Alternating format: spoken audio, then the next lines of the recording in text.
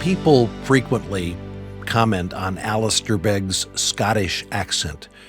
But have you ever wondered how a Scotsman ended up in Cleveland, Ohio? Well, today we're going to hear the fascinating story, and we'll learn about how Alistair and his wife met and fell in love with each other. That's today on Truth for Life as I continue an interview with Alistair Begg. How did you wind up as a teenager in America in the summer? How did that happen? My late father-in-law would say, because, I am a tenacious Scot. That's the answer. It was this American family. I'd never met an American family that I met when I was 16 in suburban London that introduced me to Americans who were in the UK with Campus Crusade for Christ. And it was one of the girls of that American family that I had set my affection on. And break that. So you meet her and you see her and you go, wow. And yeah, the simple stuff like that. You're 16? And she was 13. 13? Mm-hmm. Yeah. Did that compute for you, that you're 16 and she's 13? No, I never gave any thought to it at all. I never imagined anything really beyond the fact that I sat down to lunch at this table invited to this American home, and around the table were various people, some friends and the people in the family, and across from me a girl, and she had the lovely, lovely eyes, and I was just fascinated, captivated by this. And the next day, one of my friends and I went to Carnaby Street in London before we got the train to go back to Leeds, and I got a postcard in Carnaby Street, and I wrote to her, and I said, it was so wonderful to meet you, and ask your mother if it's okay if I write letters to you. You were instantly smitten. Yeah.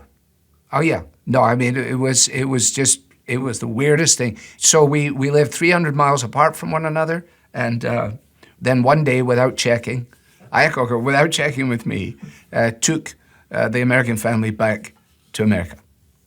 And so I had then the problem that it wasn't there were 300 miles between us, there was 3,000 miles between us. So I was very sad, and there's more to that story. My friend was friendly with her sister. I called him on the phone. I said, did you hear that they're not coming back? He said, yes. I said, what are you going to do? He said, what do you mean, what are you going to do? I said, well, what are you going to do? I mean, they're not coming back. He said, well, that's it. He said, well, it was nice. He said, they live there, we live here, let's move on. I said, no, I'm not doing that. He said, well, what are you going to do? I said, I'm going to go to America. It was like, yeah, sure you are. Yeah, why don't you visit Mars on the way? And but I put the phone down in my hallway and I said, I will go to America. This is not over. So I wrote letters for another year, and I inveigled a way to get to Explo 72 with Campus Crusade, knowing that her folks had introduced me to Campus Crusade and discovering that they were going to go to Explo as well, taking this girl with them. And so after a gap of about 14 months, I then met up with her in the Adolphus Hotel, which is where I was staying with these Campus Crusade guys. And she came walking down the stairs. Now she's 16 years old. I haven't seen her in 14 months. And I suppose it could have been that she said, hey, hello. The summer happened, but no, I got through that summer, and then I said, I'm going to write to you more and more. And I mean, she was here, the boys were here, all the stuff was here, everything was here. All I had was a pen. No telephones, no faxes, no Twitters, nothing at all. And so that's how I ended up there, and that's how I ended up back there in 75, because we just ran out of postage and decided to get married. But at that point, she was only 20. You had crushes before her? Oh, yeah, every time. Yeah,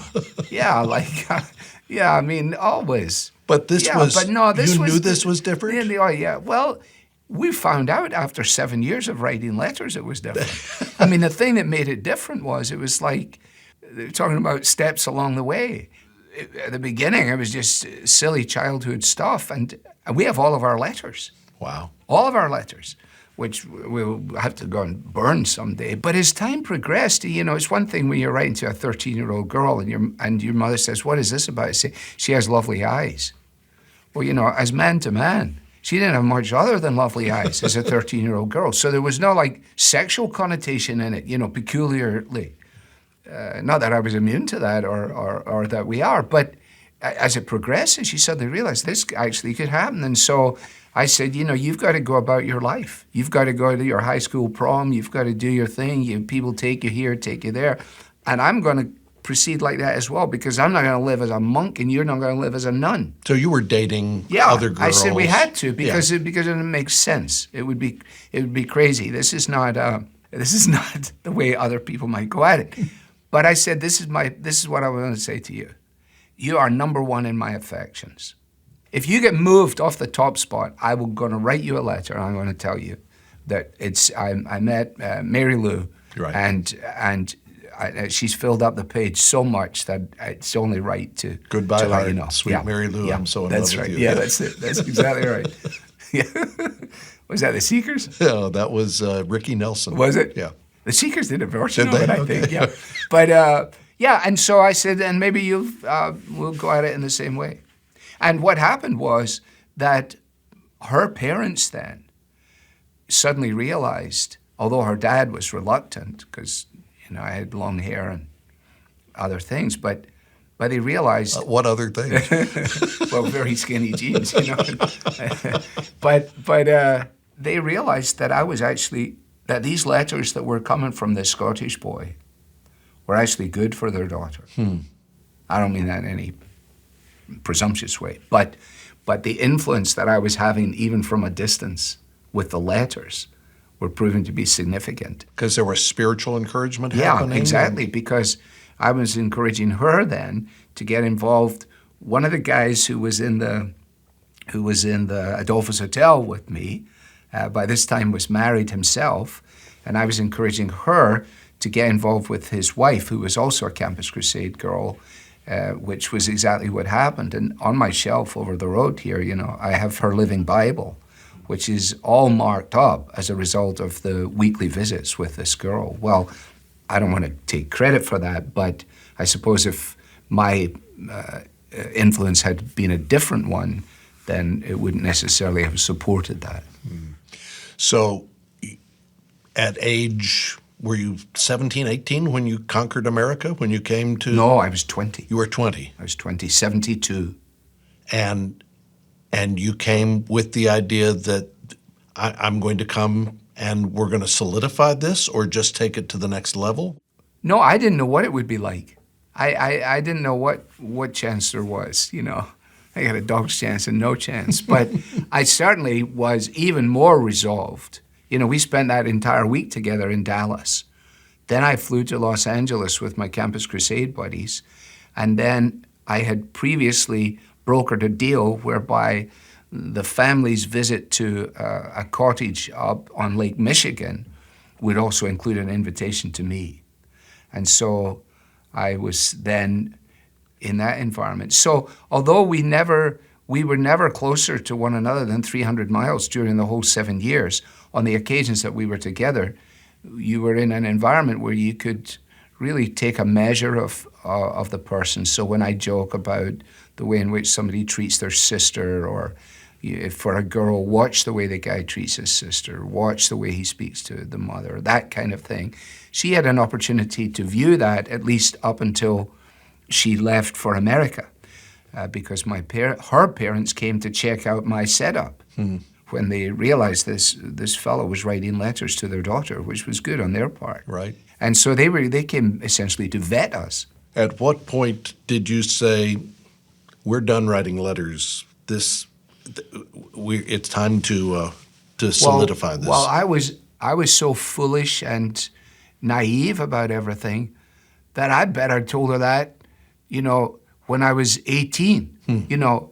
If we keep this thing going, I'm going to marry you, if you let me. And so I think in the winter of 73, a year and a half after Explo. Yes. Okay. I came to America And I actually sat down with her dad and I said, this thing here, this is killing me, because I live and die for the letters from your daughter.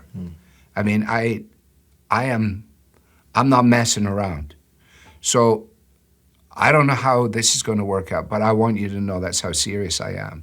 And I want to know that you're okay with that. And if you're not okay with that, I want to know that too, because it was just devastating for me. And so I think then, and I said to Sue, maybe we can make this happen. So I think that was in the winter of 73. She then came in the summer of 74. Of course, my mother had died in the November of 72. And we roamed around Scotland with my dad. Bless his heart, he took us around. It must have been so hard for him. This is none of my business. Your first kiss? Sue. Where, when, how? In the back of a friend's car. Said, don't look through your rearview mirror here, James. How long had you been writing letters at the point you kissed her for the first time? I kissed her on that Sunday night. When you met her that... Yes. I kissed her in the back of the car before she got out. She didn't know what had happened to her. That first, she's 13, you've just had dinner with her and you said... No, we went to church. It was very spiritual. She did not go to church in the evening because she wasn't old enough for the youth group. But like you say, it's none of your stinking business. You're a rather roguish young man to... Tenacious Scot. Listen, there was something about the whole thing that was almost cosmic, Yeah. How did you propose? Well, I just said, we're running out of postage. Will you marry me? Nothing fancy. Nothing fancy. No. We went out to dinner. I think I bought a ring in like a department store. I mean, none of this should be, there's no reason, there's no earthly reason why Sue would buy out for this. And her sisters, they felt sorry for her. Oh, look what's happened to Sue. I mean, look, she married a guy who's going to be a pastor. Yeah, let me ask. We're going to have to send care packages to this girl. I mean, this is a terrible thing.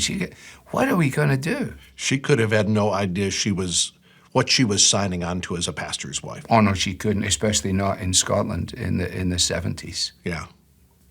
When we went to the church on our own in 77, the expectations on the pastor's wife were the expectations on the pastor's wife.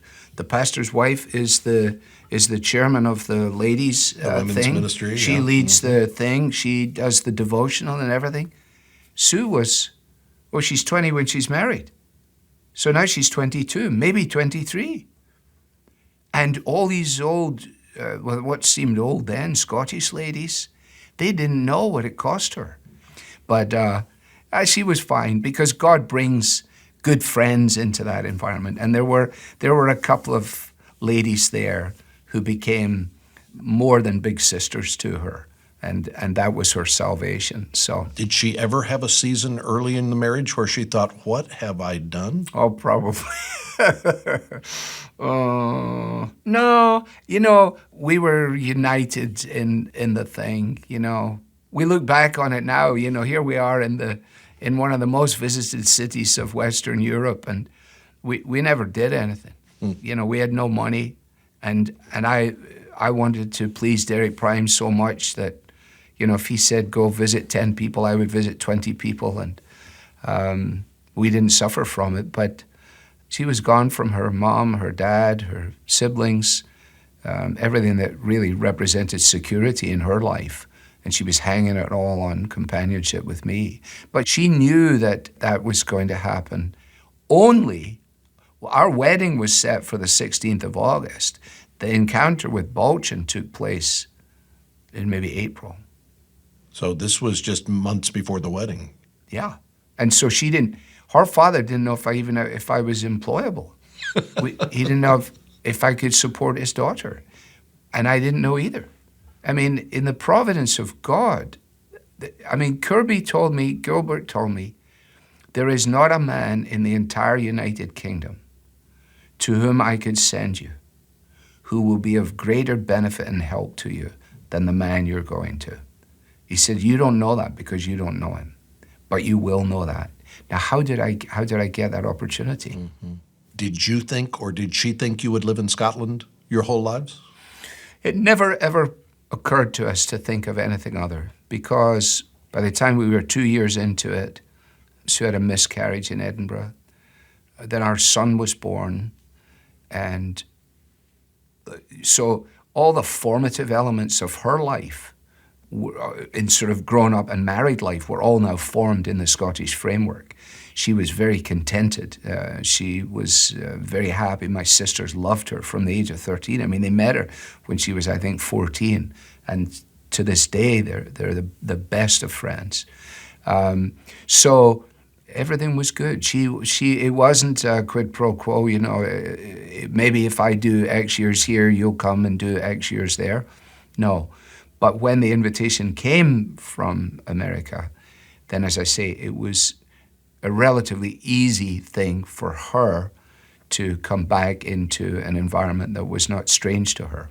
And did that invitation, was part of your calculation that she had sacrificed to be with you, and so now to come to America? Not in any sense. Okay. No. She never asked that question. She never posed that.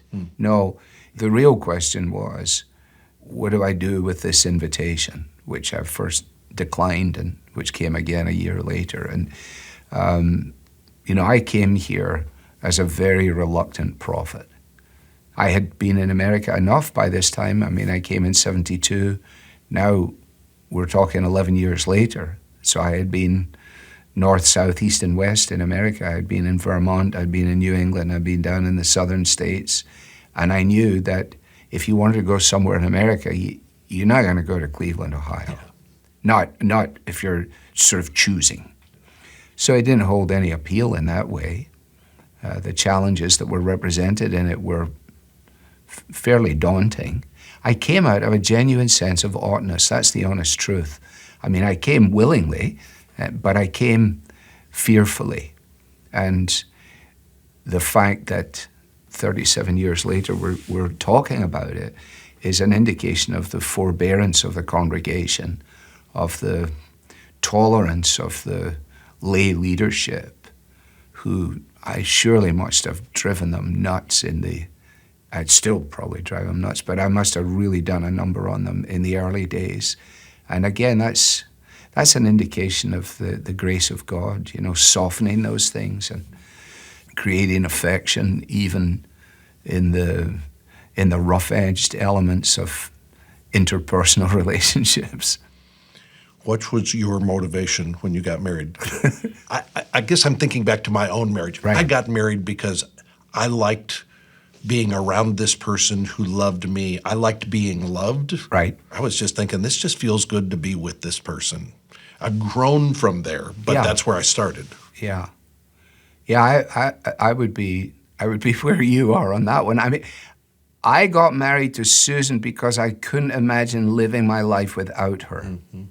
I wanted her to be my friend in life. It's Abigail Adams, I wanted to become her dearest friend in all of its dimensions, in terms of physical relationship with one another and the everything. Yeah.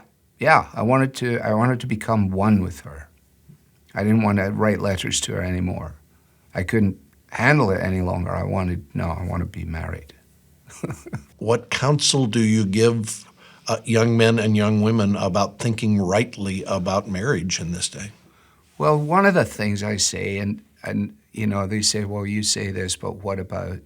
The safety valve for me in this whole thing, like you kiss this girl in the car before she leaves, but I was 300 miles away. That would have been a real problem if I lived 3 doors up from her or something, or I mean, it was just so bizarre, right? It was it shouldn't have happened. It should have happened. Who knows? You're writing letters as Writing opposed letters. to No, there's no hanging out. we don't hang out. There's no way to develop that except these crazy letters. What I would say to somebody, one of the things I say to them is always, never assume that a friendship has to be more than a friendship when it begins, especially in our sexualized environment, where the phenomenal, ridiculous pressure and notions that are attached to all of this, the terms of engagement. Christian young people are going to have to be prepared to set boundaries for themselves that are regarded as absolutely ridiculous by their surrounding culture. It's one of the ways in which the teenager can actually prove that we are a peculiar people. Yes. And so, I want to encourage them and help them in that regard. And also because, as I think we probably can acknowledge, many of the marital difficulties that we deal with in pastoral ministry, I find myself when they walk out the door saying, I don't think they've ever been friends. Mm-hmm. I don't think it was that their friendship dissipated. I don't think they started as friends. And especially if you add a physical dimension to the relationship on the front end that may actually become a driver for things. So that's one of the things. Enjoy developing friendships without putting the added pressure on the thing in male-female relationships. Look to role models that can help you with this.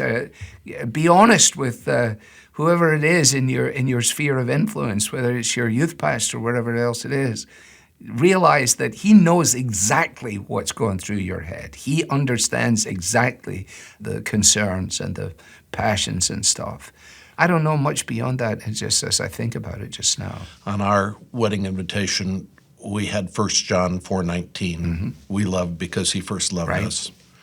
Has there been a verse that's marked your marriage, anything that the two of you have come back to as kind of formative to what your relationship, how God has brought the two of you together? Well, and the two shall become one. Mm.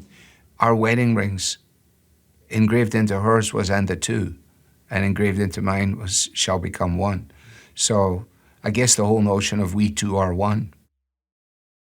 Well, we've been listening to a conversation with Alistair Begg on Truth for Life, and I hope you have enjoyed learning more about Alistair's backstory. Now, we are counting down the hours now until 2022. Our offices are open today until 5 p.m. Eastern Time. If you have not yet reached out to Truth for Life to make a 2021 year-end donation, we hope you'll do that today. Truth for Life is entirely listener-funded, and it's your giving that makes this daily program and free online teaching possible.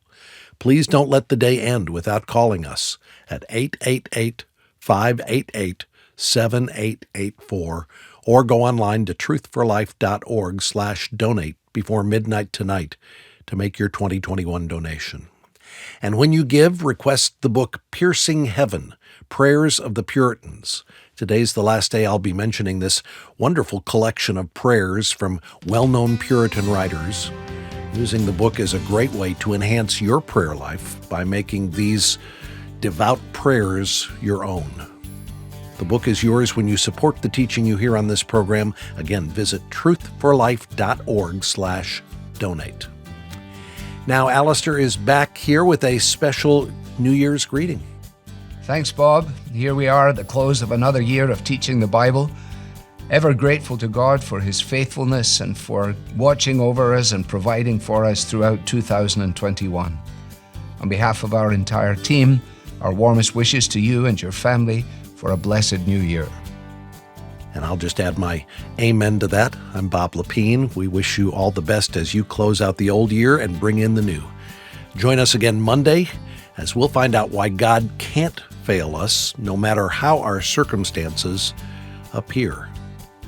The Bible teaching of Alistair Begg is furnished by Truth for Life, where the learning is for living.